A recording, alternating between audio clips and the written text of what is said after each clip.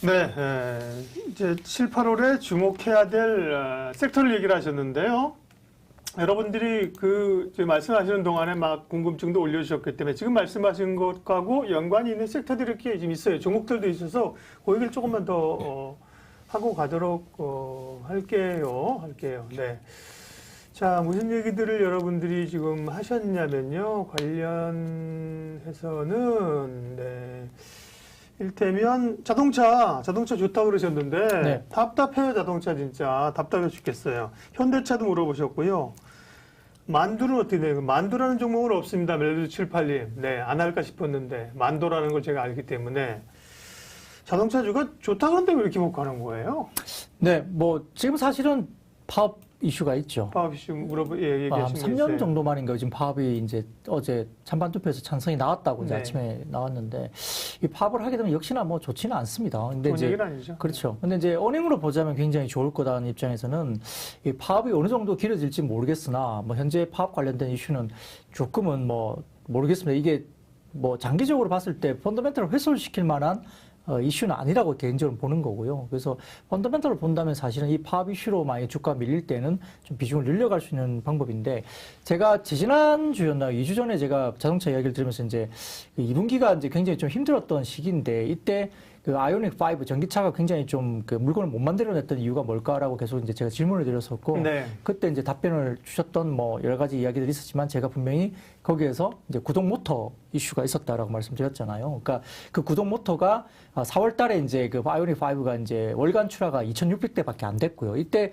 월간 한 10,000대 정도를 만들려고 뭐 내부 목표를 세운 걸로 알고 있는데 구동 모터가 제대로 안 만들어졌다는 거고 이 구동 모터는 이제 전량 이제 수입했던 그 부품입니다. 이제 그걸 국내로 이제 전환하면서 이렇게 좀 수율이 안 나오고 만드는 게 굉장히 어려워지면서 이제 못 만들었는데 4월에 2,600대 정도였던 게 이제 지금 5월에 한 5,000대 수준까지 올라왔고 그 다음에 6월에는 한 8,000대 수준까지 올라와서 월간 10,000대 수준 정도까지 언저리까지 거의 올라온 걸로 보이면 결국 이제 수율은 잡혔다 보는 거고요. 여기에 따라서 지금 2분기에 이 구동 모터를 맡았던 현대차 그룹 내에 회사가 이제 현대 모비스입니다. 그래서 모비스가 결국 이제 어느 정도 구동 모터를 맡아오면서 하반기에 좀 올라온다. 그래서 9월 정도 기준으로 봤을 때는 월간 아이오닉 5가 한 24,000대 정도는 월간 만들어야 됩니다. 그래서 생산을 이렇게 비딩을 하느냐 이 부분들이 결국 이제 반도체 이런 부분도 쇼티지와 더불어서 이 자동차 섹터의 중요한 변수가 되고 있는데 아마 만들어질 것 같아요. 분위기상으로는. 그래서 2분기 숫자의 비딩은 사실은 현대 모비스까지는 좋습니다. 현대 그다음에 현대차와 기아 그다음 현대 모비스까지는 괜찮을 것 같고요. 네. 만도도 근본적으로 에이다스라는 부분이 있기 때문에 사실 분할 이슈만 아니라고 하면 상당히 좋을 것 같고요.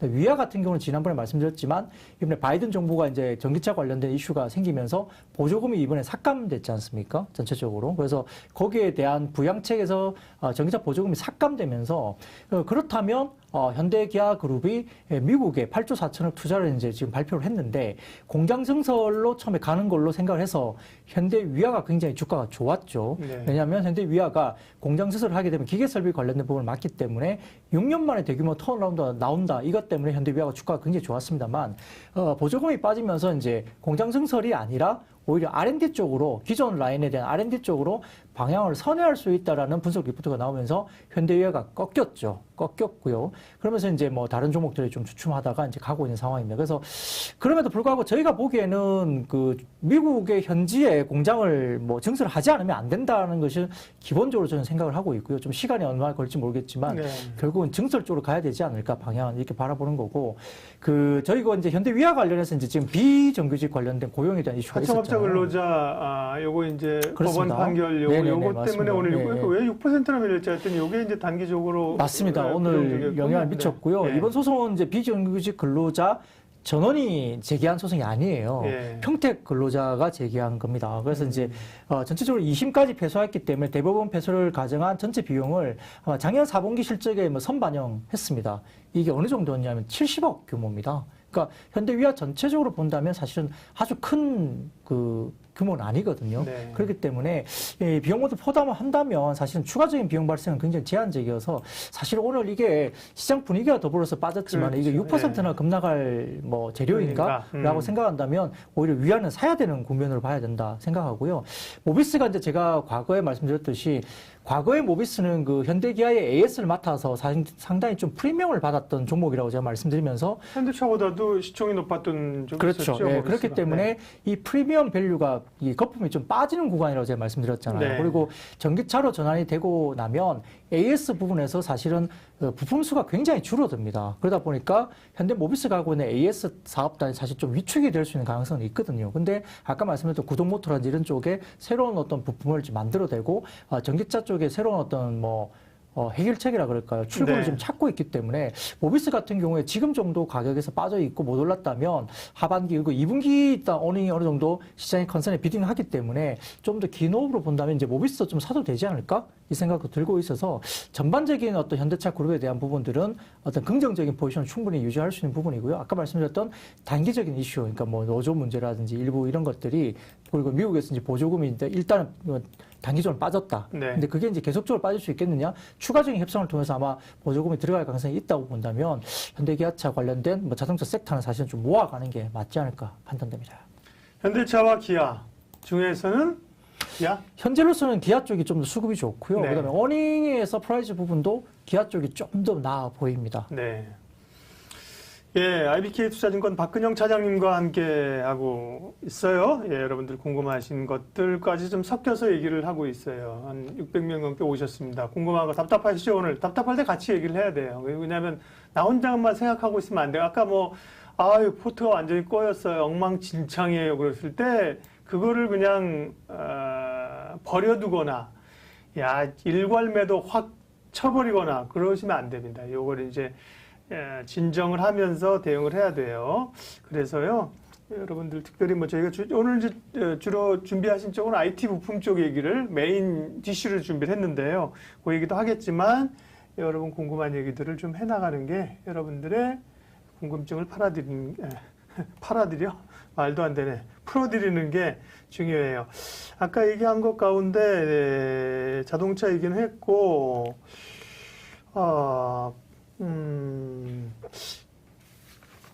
제주항공이 오늘 급락했잖아요. 네. 제주항공이.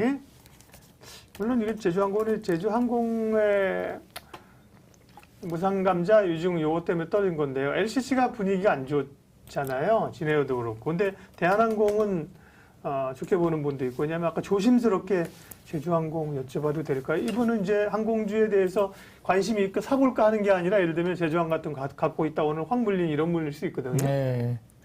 그 사실 뭐 항공주는 뭐 대한항공으로 좀 집중을 하시는 게 맞지 않을까 싶습니다. 왜냐하면 그렇긴 하죠. LCC 네. 같은 경우는 아무래도 진행하다 보면 증자 이슈가 갑자기 불거지는 게 툭툭 튀어나올 가능성이 크거든요. 지금 자금력들이 네네, 부족하니까. 없기 때문에. 그렇죠. 맞아요. 그리고 만약에 생각해 보면 백신이 이제 유포가 많이 되면서 접종자가 올라가고 이 코로나 사태가 좀 진정이 되면 해외여행이 만약에 는다고 하면 결국은 해외여행까지 뭐 여태까지 막 몰렸던 제주도가 확연하게 좀 이렇게 트래픽이 떨어질 가능성이 높거든요. 네. 그러다 보면 LCC도 물론 이제 해외 노선을 뭐 오픈을 하겠지만 그래도 뭐 대한항공이 지금 거의 다 이제 국내에서 이제 아시아나항공까지 인수가 들어간 상황이기 때문에 대한항공 쪽으로 결국은 집중될 가능성이 높지 않을까라는 생각이 들고요. 뭘 해도 1등을 잡고 가는 게 좀 마음 편하게 갈 수 있다. 그리고 워낙 대한항공이 지금 화물 관련해서도 워낙 실적이 좋지 않습니까? 그래서 네. 2분기 실적도 화물 쪽에서 실적이 워낙 좋게 올라오고 있기 때문에 결국 화물이 견조하고 그다음에 관련된 운송, 그러니까 여객 관련된 이슈가 백신이 이제 좀 더 이제 접종률이 올라오면서 글로벌 뭐 트래블 버블이 이제 시작이 되면 결국은 가까운 뭐 사이판이라도 먼저 가기 시작할 텐데 지금 그렇게 되면 국제선 관련된 부분들도 결국은 대한항공이 먹을 수 있다는 점에서는 아마 뭐 굳이 꼭 힘든 LCC를 꼭 주식을 가지고 갈 필요가 있겠느냐. 오히려 그냥 대한항공을 가지고 좀 편하게 가는 게 주식하면서 좀 마음이 편하지 않을까 그거는 싶습니다. 뭐 100% 공감하는 얘기인데요. 네. 만약에 제주항공 같은 걸 가지고 있다고 하면 이제 뭐 머리가 아픈 거죠. 지난번에 왜 뭐 한참 진에어도 그랬었고 진에어 급락하면 나왔었잖아요. 뭐 그때 LCC들 막 자본 잠식 들어갈 것 같다고 하면서 왕창 빠질 때 얘가 예. 다른 LCC 몰라도 진에어가 그러면 자본 장식되면서 여기 부도날까요? 그렇지 않을 거 진에어는 그죠? 네네. 그러고 나서 회복했고 밀렸고 이를테면 요런 경우는 어떻게 해요? 뭐 제주항공 같은 경우 오늘 뭐 요인으로 급락을 이렇게 했다. 예.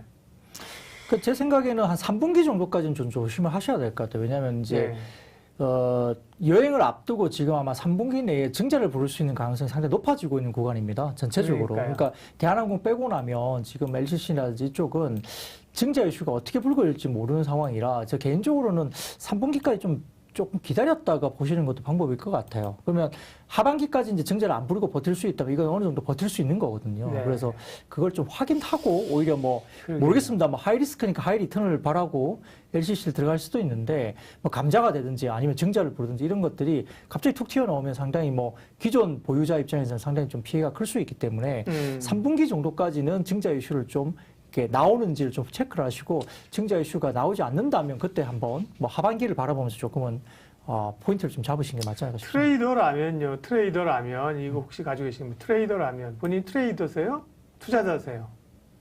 그건 뭐 왜 묻냐고요? 그게 무슨 얘기냐고요? 그러시면 안 되고요. 트레이더라고 하면 사실은 이제 팔았어야죠. 예, 추세가 사실은 이미 깨졌죠. 지금이 아니라 한 26,000원 갈 때. 야, 지금 시점에서는 이런 점에서는 그렇다고 지금 확 버리기도 그렇고, 이럴 경우는 어쨌든 비중을 조금 줄여놓고 좀 반등 올라오기를 기다려야 되는 거 아닌가요? 어차피 지금 뭐 그냥 너무 쉬운 이야기인지 모르겠지만 전술적 얘기를 좀 하면. 예, 쉬운 이야기인지 모르겠지만 다 빠졌잖아요. 네. 예, 그러니까 뭐 포트 바꾸는 거죠. 바꿔요? 예, 그러니까 예를 들어서 뭐 LCC가 예를 들어서 뭐 제주항공이 빠지고 대한항공이 올라간 게 아니잖아요. 예. 비슷하게 다 빠졌거든요. 네네. 그러니까 뭐 과감하게 포트 바꾸는 거고 네. 비중을 뭐 아니면 뭐 좀 줄여서 뭐 굳이 내가 항공사를 사야 되겠다 그러면 대한항공을 사시면 되고. 그러니까 이걸 너무 고집을 부르시지 말라는 거죠. 이게 포트에 고집이 있으면 네. 이게 결국 아닌 걸 알면서 계속 버티다가는 더 낭패를 보시기 때문에 좀 유연하게. 그러니까 생각을 하자면 오늘 같은 경우는 거의 다 비슷하게 뭐 물론 뭐 좀 많이 빠진 것도 있고 좀 적게 빠진 것도 있는데 빠졌기 때문에 그냥 포트를 바꾸는 겁니다. 같이 빠졌으니까. 네. 그게 또 좀 더 효율적일 수 있어요. 그거 굉장히 좋은 전략이에요. 네. 네. 그러니까 내게 빠졌기 때문에 계속 이제 내 것만 붙잡고 이렇게 이제 뭐 굉장히 마음 아파하시잖아요. 근데 비슷하게 이제 오늘 같은 경우는 대부분 다 이제 좀 빠졌거든요. 물론 뭐 아주 많이 빠졌다면 좀 이제 정말 또 힘드시겠지만 예. 또 비슷하게 다 대부분 다 펄해요. 대부분 다 좀 적게 빠지고 좀 덜 빠지고 그런 정도인데 그렇다면 뭐 어차피 비슷하게 빠졌으니까 뭐 이게 뭐 포트를 좀 바꿀 수 있는 기회라 생각하고 네. 포트 체인지를 좀 하는 거죠. 그러니까 리밸런싱을 하지 않으면 사실 답이 없어요. 굉장히 중요한 얘기를 하셨는데 여러분들이 이거를 이해를 하셨을까가 제가 궁금합니다. 그러니까 투자를 오래 하신 분들은 뭔 말인지 딱 알아먹는데 포트를 바꾸라고요? 팔라고요? 갈아엎으라고요? 비우라고요? 그거 팔고 다른 걸로 옮겨 타라고요? 이렇게만 이해하실 텐데, 자, 이게 중요한 얘기예요. 그러니까 항공주를 예를 들면 항공주 같은 경우 일정 부분 좀 그래 가져갈 필요 있다. 그러면 항공주 내에서도 그렇고 다른 종목 가운데서 지금 같이 밀리니까 그죠? 네. 같이 밀리는 거 하나 붙잡고 오르기를 기대하기보다 밀렸지만 상대적으로 나중에 올라올 때 더 탄력 있거나 좋아 보이는 쪽으로 같이 밀린 거지만 그 안에서 종목 교체를 하라는 그런. 네네, 뭐 일부라도 네, 뭐 일부라도. 다 팔기가 너무 어려우시면 네. 일부라도 팔아서 기존에 최근에 뭐 사고 싶었던 네. 그리고 이제 좀 상대적으로 같은 업종 내에서 꼭 보자면 네네. 상대적으로 뭐 1등주 이런 것을 오히려 좀 포트를 편입하는 네네. 기회로 하는 게 맞지 않을까. 어차피 물론 이제 차이는 있습니다. 내 가진 게 좀 더 빠지고 저게 좀 덜 빠졌기 그렇죠, 때문에 그렇죠. 내 걸 팔고 사기가 좀 네네. 애매할 수도 있는데 이 포트 리밸런싱은 그럴 때 안 하면 맞아요. 오히려 이제 거꾸로 예를 들어서 뭐 나는 계속 빠져 있고 제가 다음 날부터 튀어버리면 그때는 그렇죠. 이제 예, 쳐다봤는데 뭐 봤는데 이게 그때 바꿀 걸 이렇게 후회를 할 수밖에 없어요. 그러니까 좋은 우량하고 이 좋은 주식을 가지고 있지 못하면 결국은 비슷하게 다 같이 빠지는 시점에서는 리밸런싱을 차라리 하는 게 오히려 보면 나중에 시장이 좀 정상화되거나 올라갈 때는 오히려 수익이 그쪽에서 나기 시작하는 겁니다. 그래서 네. 내가 가지고 있으면서 사실 좀 찝찝한 종목이 있을 거예요. 지금 여기도 보면 내가 뭐 제주항공을 갖고 있는데 이걸 더 가져가야 되나 이런 찝찝한 느낌이 드는 종목들이 있죠. 찝찝한 거고 버티지 말고. 그러니까요. 네. 빠져 있으니까 못 나오는 거지. 그렇죠. 예. 근데 내가 계속 갖고 있으면 이거 분명히 뭐 내가 얘는 뭐 믿을만해. 실적으로 봤을 때 분명히 얘는 리바운딩이 나온다 확신을 할 수 없다면 네. 그 종목을 계속 붙잡고 있는 것도 사실은 답은 아닌 거거든요. 그래서 그렇다고 수익 손실을 그냥 확 실현해버리고 물러나자니 편치 않잖아요. 그죠? 네, 내일 또 오를 네. 수도 있고. 그러니 네, 네, 그럴 때 네. 종목 교체를 해라. 쉽게 그렇죠. 얘기하면. 리밸런싱을 하는 거죠. 리밸런싱, 뭐 네. 그게 일부가 됐든 아니면 뭐 정말 많은 물량이 됐든 네. 아니면 전체 다 팔아버리고 좀 좋은 쪽으로 가든 그 상관없이 예를 들어서 뭐 제가 좀 이따가 뭐 IT 부품 말씀드릴 텐데 들어보니까 너무 좋아요. 그러면 예를 들어서 뭐 LCC 다 팔아버리고 뭐 IT 부품을 사셔도 되고 그러니까 그렇게 가는 거죠. 그 판단의 여부이지만 그걸 너무 주저하지 마시고 근데 어차피 비슷하게 다 빠졌을 때는 네. 뭐 안 편하게 아예 리밸런싱을 하는 것도 괜찮은 방법이다 생각이 듭니다.